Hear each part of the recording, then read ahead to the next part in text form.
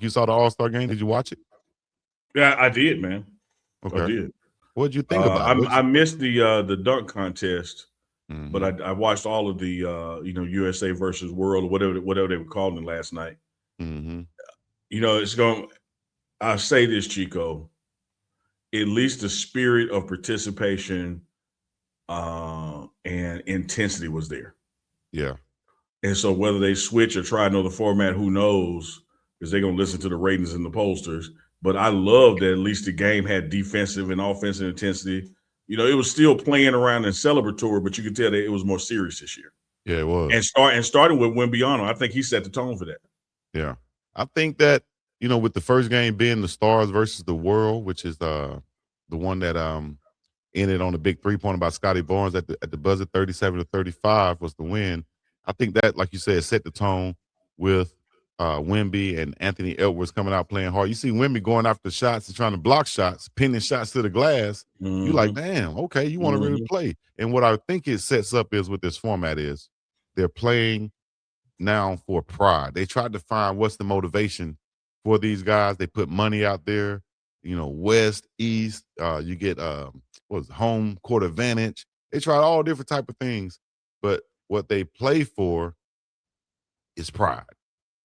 Goes back to my 7th grade coach. He would say, hey man, we're gonna break down on pride. Yes, it goes back on PRIDE. And when you put the world on their chest and you have them versus the USA Stars and Stripes team, now you're playing for something. Now you're playing for a little bit of bragging rights and pride. And now that's why you saw what happened right there. And I think the Stars prevailed at the end, and it shows their youth, and the league is in great hands moving forward. So I got to ask you, Unc, should the league be worried for life after LeBron?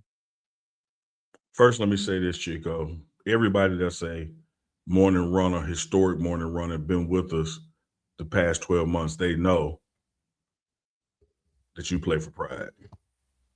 You see the prop, Chico, pride. You get it, pride. They know that you play. The different type of pride you play for, dog. That's crazy. They've always played for pride. It is, yeah. No. I mean, we have a 5-minute stretch of a serious show one day. I'm trying. I'm trying. All right. I'm out here using my professional voice. One day, let's try at the same time. All right. All right. Right now, we're finna try for the next 5 minutes. Right now, both. It's like when you tell the kids, listen, we're gonna play the quiet game. Let's play the quiet game. Yeah. Got to tell the kids that. So come on, here we go now. Got to tell Unc. All right, Unc, we're gonna be serious. Yeah, we're finna be serious. Like ready, 3, go. 2, go. Serious. I don't think it's about worried about life after LeBron. Of course, he continues to set records every time he participates in an All-Star game at this point, because you have enough personality out there. Yeah, between Ant-Man and Obama coming to the game, that could sustain you. They damn relationship is hysterical. But I think if you do anything, man, that can bring back and keep competition and guys actually wanting to win and wanting to be there, I think it's a good thing, man. And shout out to Dame Dollar for winning the 3-point contest on a bad wheel. Hadn't played this season, but is well enough to participate in that and won it. I still think it was an advantage for him, though. Like, you can't really move. What else you gonna do? Shoot the hell out of the ball. You can stand still, stationary, and shoot the hell out of the ball. So I think it was a little bit of an advantage for him. Do you think he should have been able to play when he hasn't played? That's the question. I'm waiting on that. I didn't think about that. For the star power, for the fact to see Dame, yes. For the fact that he didn't play all this year, no. But then when you factor in the fact that you've brought up a guy from the G League that wasn't even in the NBA to participate and win the NBA dunk contest, and he won it 3 years in a row, then hell, you done set the precedence for it now. So yeah. They might well let up. We cover NBA, so maybe we can play in the NBA All-Star game. Like we should definitely be in a celebrity game, Chico. You know what? Maybe you should be coaching and let me play.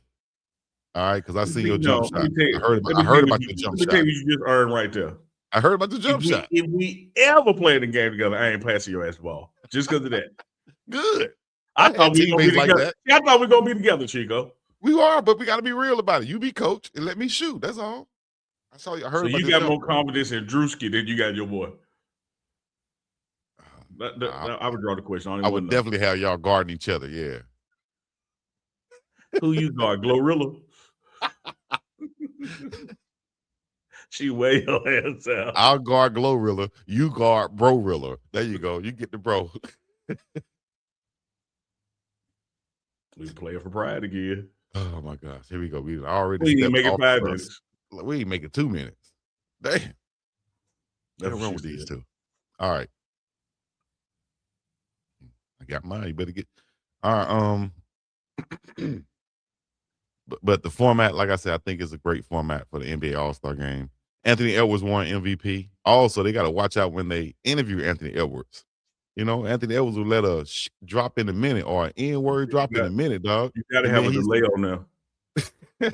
and he said after the game, he said, "Y'all know where I'm from. Y'all can see it all over me." He sat back in the chair. Y'all can see it all over me.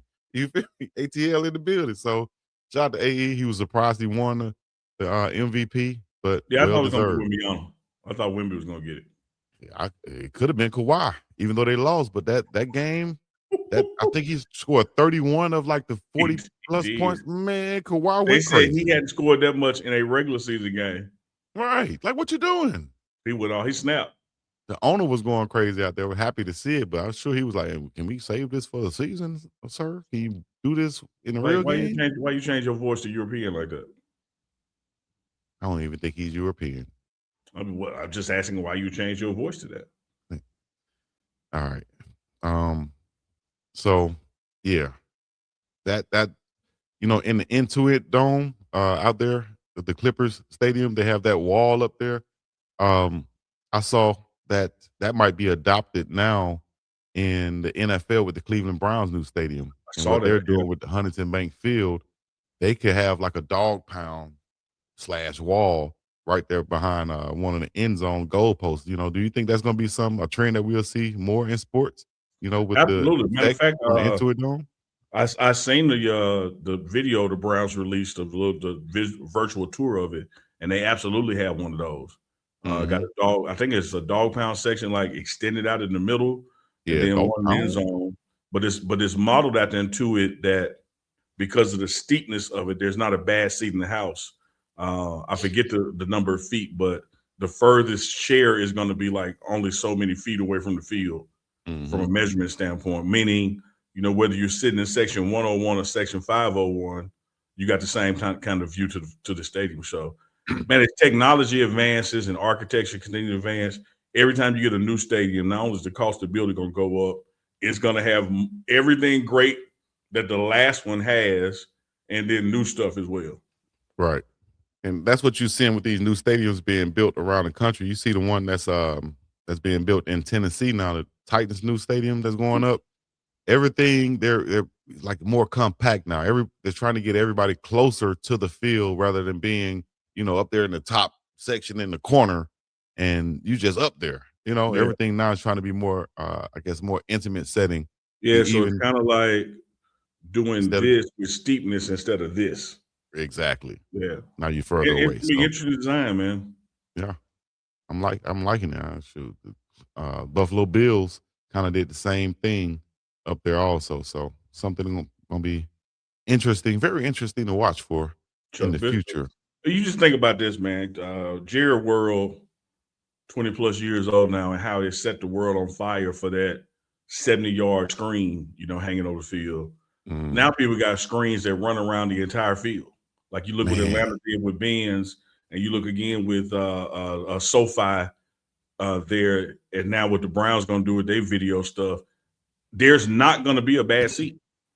in the Oakland A's, I think their projected stadium out in Las Vegas is one of those too. They have like a big curved video screen. So I think what Jerry World did was opening up the idea of man, we could put screens almost anywhere in Mm-hmm. in any shape and everything, going around the whole stadiums. You see these LED lights and screens around the stadium nowadays. So, you know, exciting things to look forward to. But you didn't answer my question. I don't think you did, What's or that? did I miss it? The NBA in good hands once LeBron is out of the league. Yeah. I did say. I said life is gonna be fine without LeBron because you got Ant and Obama. Okay. Like you got personalities. You have you got enough personalities out there that's gonna sustain it. Ain't nobody finna play 23 years no more. Like there's no reason to. The contracts are so big. The demands are so small. Like there's gonna be no motivation to it. You look at this, Chico. We're at the midway point of the season. All-Star break just ended, right? That's right. There is no doubt, and we kind of touched on this last week. There is no doubt in anybody's mind that Victor Wembanyama is clearly the defensive player of the year. If he missed just 4 more games, he can't get it. So he got to go from now to May without an injury, without the flu, without a hangnail, whatever it is. He missed 4 games, he can't get it. And then that opens it up for what's my man Rudy. He'll probably be next. Yeah, man. Yeah. But it's like all this stuff is the records and stuff that LeBron is setting are so unobtainable for the future. It's like it's whatever. Like it's a whole the era is going to reset. It's like when Bill and Kareem left and Jordan left. When LeBron leaves, it's like going to be a whole new NBA. Yeah, post LeBron. It's going to have to be, man. I think they're in great hands though with Victor Wembanyama. You saw the Stars team win. I think that was a good thing for the NBA to see them win instead of LeBron and KD's teams win, because it'll be like now it's still in our hands. But now you see that, hey, you got great talent coming right behind us, Pauls, and the world also. And and now you got LeBron probably going to gear up for his final year next year. I hope it's not, but I think it could be his final year next year, whether it's in Cleveland or LA. And then you might be in a situation where they're in the locker room like, hey, man, we're running back next year versus these guys. And the world team is also motivated to come back next year also to do the same thing. Let me ask you this, man. Mm-hmm. Because I think it's an interesting concept here. LeBron got every record imaginable, right? So it's not necessarily about that from an individual standpoint. Okay. I remember not that I remember like personally, but when Jim Brown left, he left on top. He was at the peak of his abilities. Like you never saw a Jim Brown that couldn't run the ball no more. Like he left at the top. But leaving at the top mean everybody called him past him and his name ain't where it would have been. Like, so LeBron not going to have that problem. But I wonder if LeBron is willing to play until there's a slide in his abilities. Because like right now, what you're not seeing, you haven't seen a drop off in anything that he does.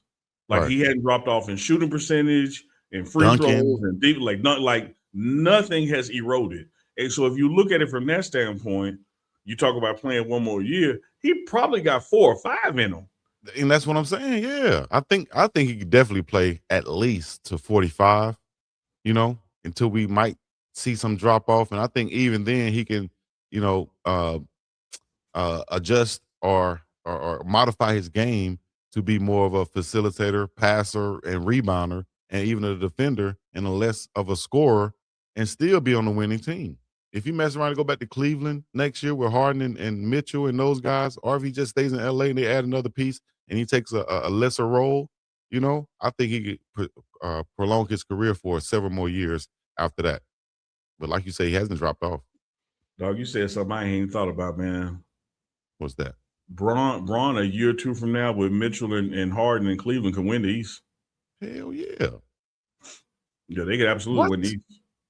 Yeah. Without even giving up anything. Just add LeBron with those 2 big guys that they have, the men off the bench, and that front court, man. Hey, they'll be tough. So we'll stay tuned to see. Although I would love to just see him stay in LA. Yeah, I just wonder, man. Like I said, I don't know the guy. It ain't like I can text him. From a psychological standpoint, not even physical. Like, is he willing to play the game even when he can't do the things he used to? Because you look at everybody else who touched on 20 years or saving 15 plus, their stats took a big slide year 16, 17, 18 compared to year 1, 2, and 3.